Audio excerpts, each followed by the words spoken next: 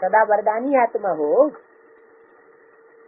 इस वरदान को सदा कायम रखने की विधि जानते हो?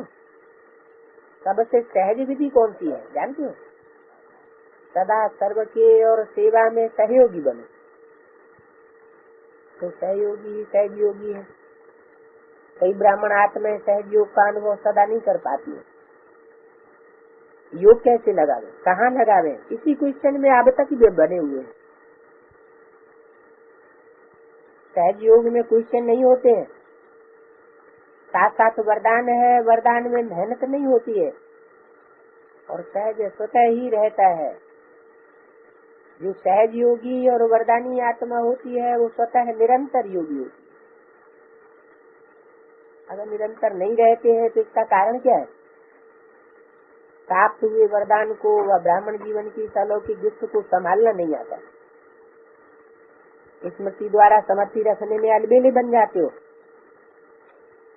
नहीं तो ब्राह्मण और सहज योगी न हो तो ब्राह्मण जीवन की विशेषता ही क्या रही? वरदानी होते भी सहज योगी नहीं तो और कब बनेंगे? ये नशा और निश्चय सदा याद रखो। ये हमारा जन्म का वरदान है। इसी वरदान को सर्व आत्माओं के प्रति सेवा में लगाओ।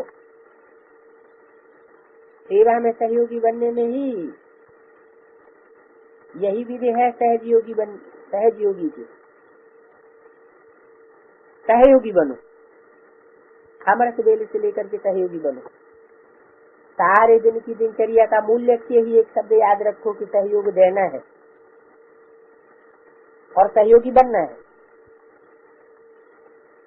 अमृत बेले बाप से मिलन मना कर बाप समान मास्टर बीज रूप बन, मास्टर विश्व कल्याणकारी बन। सर्व आत्माओं को अपनी प्राप्त हुई शक्तियों के द्वारा आत्माओं की वृत्ति और वायुमंडल परिवर्तन करने के लिए सहयोगी बनो।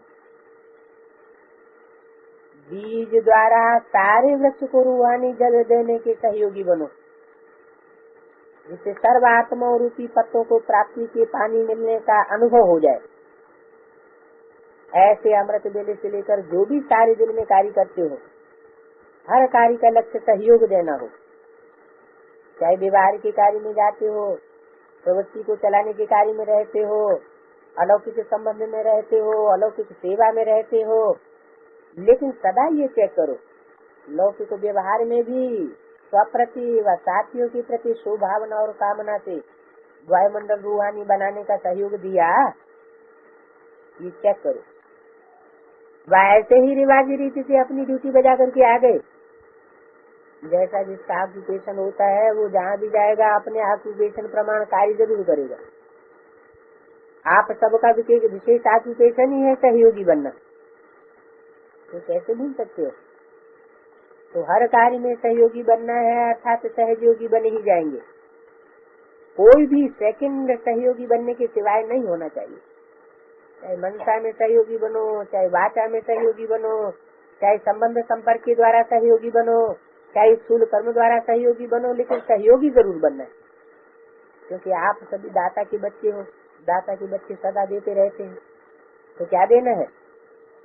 सहयोग। तो परिवर्तन के लिए स्वयं के भी सहयोगी बनो। कैसे बनेंगे? साक्षी बन स्वके प्रति भी सदा शुभ चिंतन की वृत्ति और रूहानी वायुमंडल बनाने के स्वप्रति भी सहयोगी बनो। जब प्रकृति अपने वायुमंडल के प्रभाव में सभी को अनुभव कराई सकती है, सर्दी गर्मी प्रकृति अपना वायुमंडल पर प्रभाव डाल देती है।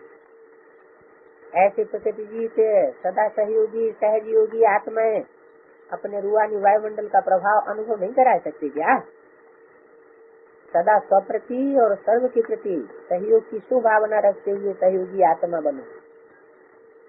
वो ऐसा है, वैसा कोई करता है, ये नहीं सोचो। कैसा भी वायुमंडल है या कैसा भी व्यक्ति है, मुझे तो सहयोग दे नहीं। ऐसे सभी ब्राह्मण आत्मा सदा सहयोगी बन जाए तो क्या हो जाएगा? सभी सहयोगी स्वतः ही बन जाएंगे।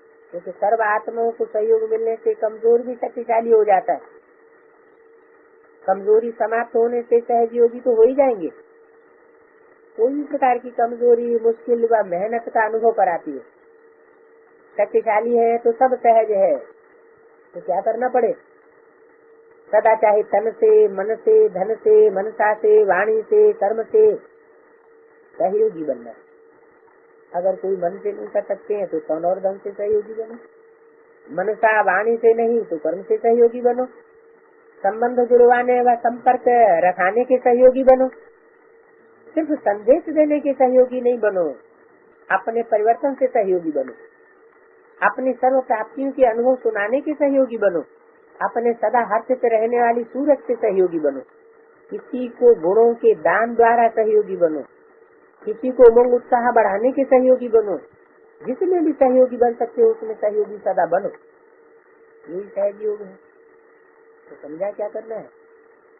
तो सहज बातें है ना, जो है वो देना है। जो कर सकते हो वो करो। सब नहीं कर सकते हो तो एक तो कर सकते हो। जो भी एक विशेषता हो उसी विशेषता को कार्य में लगाओ, अर्थात सहयोगी बनो। ये तो कर सकते हो ना। ये तो नहीं सोचते हो कि मेरे में कोई विशेषता नहीं है, कोई गुण नहीं है। परंतु ये नहीं हो सकता। ब्राह्मण बनने की भी बड़ी विशेषता है, बाप को जानने की बड़ी विशेषता है। इसलिए अपनी विशेषता द्वारा सदा सहयोगी बनो। अच्छा, ऐसे सदा सहयोगी अर्थात सहयोगी, सदा अपने श्रेष्ठ व्यक्ति द्वारा वायुमंडल बनाने की सहयोगी आत्मा, कमजोर आत्माओं को उत्साह दिलाने की सहयोगी आत्मा, ऐसे अमृत वेले से हर समय सहयोगी बनने वाली आत्माओं को बाप दादा का याद करें।